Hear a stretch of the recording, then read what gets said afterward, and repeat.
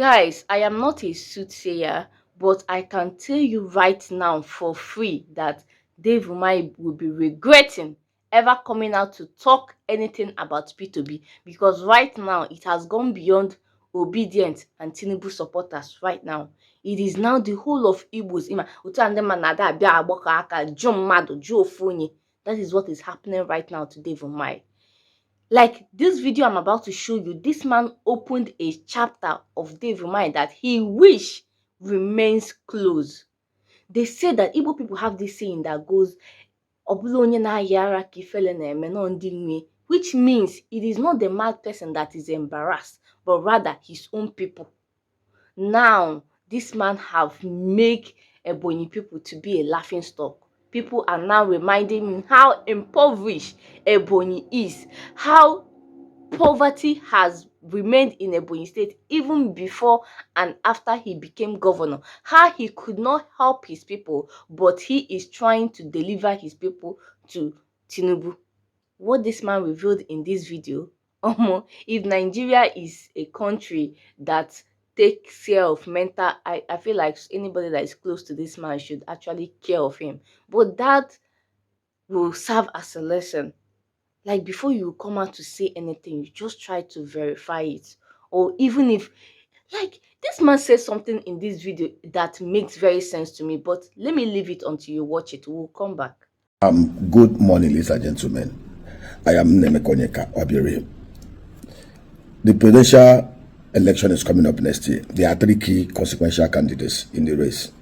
The incumbent Bola Ahmed Tinubu, Peter Gregory of the NDC, and Atiku of the ADC. You will never see or hear any northerner, governor, former governor, ministers in Tinubu's cabinet attacking Atiku, abusing Atiku.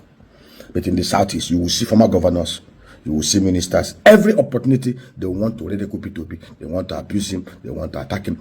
Most especially Dave Umahi.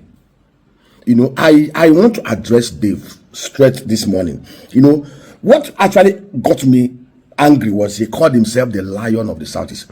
Upon what basis and indicators, upon what yardstick did Dave, a kitten thinking that he's a lion of the southeast, a lizard thinking himself a crocodile?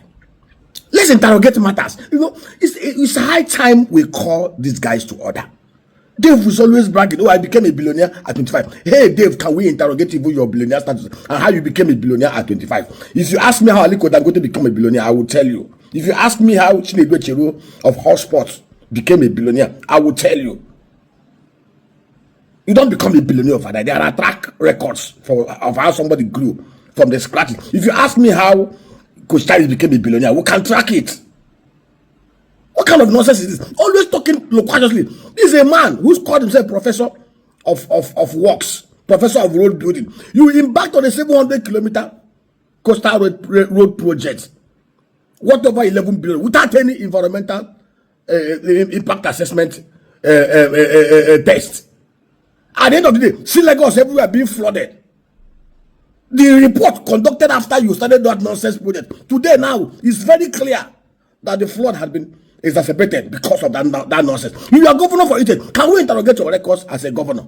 You built 20 flyovers. You built the 50 billion you wasted in doing that Pentest sepulchre you call airport. If that money was properly applied in agriculture, would be generating not less than 300 billion naira annually from everybody, and will have taken more than 1 million people out of poverty. What is your record? Let us even interrogate the HGI. You know, that is why it pains me when I see any Nigerian clapping for some of these governors and former governors. Why they, let me tell you the truth, why most of them, 99.99% do most of these road projects, flyovers to nowhere. Is because they usually overinflate the contract sum by 300, 500%, and then the contractors will help them to bring that money. That is the easiest route to loot. Do projects that had catalytic effect in productivity. They won't do it. Projects that will enhance health, that will enhance access to education, that will enhance and reduce poverty in the land. They will not embark upon it. Look at the Ebonyi State. Today, literacy level in Ebonyi State is 68%. Average literacy rate in the south is 90%. Ebonyi is way below the southeast. Ebonyi has one of the biggest landmass after Enugu in the whole of the southeast. Ebonyi is so blessed with rich agrarian land and the solid mineral resources that a thinking and creative governor will have created, Ebonyi will have been a basin of wealth. Look at maternal mortality rate in Ebonyi State. The southeast average is about 250 to 300 for every 1,000. 100,000. In Ebonyi, it's almost 550 to 1,300. Double that of the southeast. Yet this man will call himself. How do you call yourself land of the southeast when you've ended up impoverishing your people, wasted and filtered the little resources that comes them, and did not do anything creative to add value to them, and yet you brag you're the lion? How are you the lion of the southeast? Can we interrogate some of these things? You know, these guys, they open their mouth, they talk, they think that every one of us is as foolish. Let me tell you, the Igbo man is a wise, smart man. Oh. Let me tell you, if today Dave Umahi, you're on the ballot, Aki Adesina is on the ballot, or Yenoshibando is on the ballot, Ndibo will vote for Yenoshibando. Ndibo will vote for Aki Adesina before you, because they know who you are. If today election is conducted in your own village, Dave Umahi, between you and Alex Oti will beat your hands down. If an election is conducted today in your village, Dave Umahi, between you and Peter will beat your hands down. Without doing it, without manipulation, without buying votes. In Igbo land, that's what we call Ako Uche Unuchu. Igbo are people who are grounded by women and culture. That is why most of you are trying to dilute the value system of Igbo, because in Igbo land, when the white man came into Igbo, they didn't see prison, they didn't see any harness. In Igbo land, the first thing they ask you before you marry into any family, either as a man or a woman, is they first of all make these 3 inquiries. Is that place thieves? Igbo man hates thievery. They will ask you, one weekend, do they die early? Then they will ask you, these are the 3 things. Are people that easily run mad? This is our world view as in Igbo. Ako, Uche, and Uchu. We believe in Ewambo. Aliko Dangote, who is the wealthiest man in Africa, does not speak arrogantly the way some of you speak. You impoverish your people, you misappropriate their resources, and then you put in your stooges, and then you go to the national level, and every little thing, you are attacking your own people. You are abusing your own people. Have you seen any governor or minister in Tinubu's cabinet from the north abusing Atiku? Every time, every button, you open your mouth. Who are you? In a claim that you're lion of which people?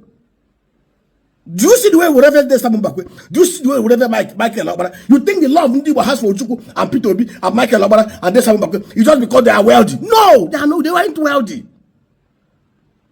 They respect their honor because they believe their worldview, their lifestyle tallies with the worldview and the culture of Ndibo. If you want Ndibo to love you, go and do what this Sambakwe did. Go and do what Michael Obara did. Tell her your life alongside what Peter Obi is doing. Ndibo will love you. You don't force us to love you. This man made a very salient point that I want us to look into. He said that in that Tinubu's cabinet, that there are other people, Southwest, Northerners, that are supporting Tinubu. And you know, Atiku is also a Northerner.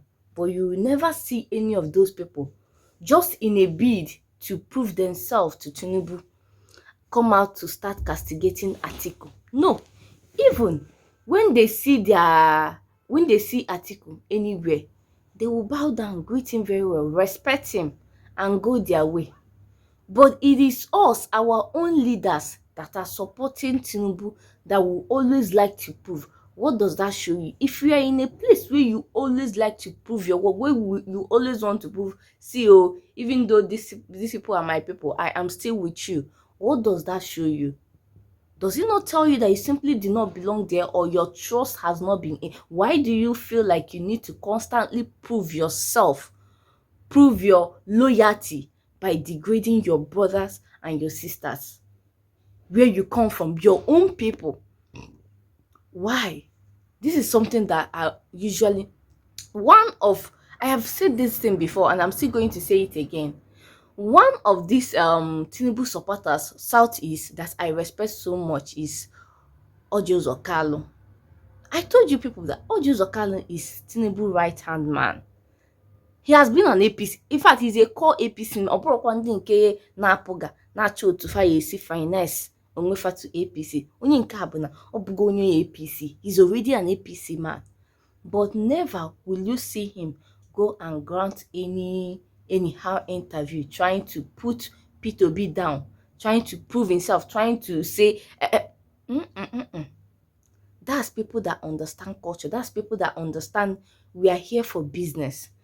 This person is my home. This person is my brother. After we are done here, we'll still go back. We'll still go home and meet ourselves. So there is no need to wash our dirty linens outside. People that are wise, not someone that can just come publicly. You are not the only Tinubu's loyalist. Tinubu has so many loyalists. There is no amount of work or praising you think you can do for him that he does not have another. Yorubas, there is no amount of work you think he can do for Tinubu that he does not have people that can do for him. People from his own tribe that can do for him. Or is it to deliver Southeast? What makes anybody think? You guys already know. What makes anybody think at all that they can deliver Southeast during election? Have you guys why do they forget so soon? Go and check the record. Go and check the record 2023 when P2B do not even have one single person in the office of from Labour Party. No governor, no senator, nothing. But he still, like, you still gathered what he was able to gather. Now compare it to, why would someone come out to say, why? Why would someone just intentionally want to create enmity between him and his people? If I Igbo, you will still, you can never remain. We are not running a monarchy system of government in Nigeria. If you are president today, highest 8 years, you won't come back. If you are minister, if another person come, they will appoint other ministers. You can never remain. So why do they go there and start acting like want to create enmity between? Do you know that you will still come back home? You won't remain in Abuja forever. So why do you want to have your people to start reasoning you? So I just don't understand it. Okabuzikwe, you know? Is there another thing? Because all these things will be happening, and I will keep remembering what this particular video of P2B. Let's just take a listen at this. It is difficult to be in opposition in this country. Extremely difficult. Because everything is against you. People don't even want to see you. They don't even want to talk to you. I see colleagues that greet them at the airport, they don't even want to reply because they feel they don't want the government of the day to see you or see them greeting you. Unnecessary enmity. So that you will become the most. Just imagine. They totally make an enemy of the man. He did not do anything just because he is coming out to contest for presidency. When did it become like this? When? You see, if anything, all this points towards the fact that they see something in P2B, and it keeps assuring me, because if all this attack can be coming to just one person, that is a sign that if this person eventually gets to that seat, things will be different. Yes, because they have seen that he will not do things the way others are doing it. So let's make sure that he does not near at all. That is how I see this whole thing, because all they go too much. Something different. But one thing I keep saying that if let nothing happen to P2B. Let nothing happen to this man, P2B. This one, he has come out to say it too, that he's not sure that he will even make it to 2027 election because they're after his life. Let nothing happen to P2B. Guys, if you're able to watch this video up to this moment, thank you so much. I really appreciate. If this is your first time of coming across my channel, do where to subscribe, okay? I will see you in my next video. If you have anything to say concerning this video, you can make your comment in the comment section respectfully. Bye.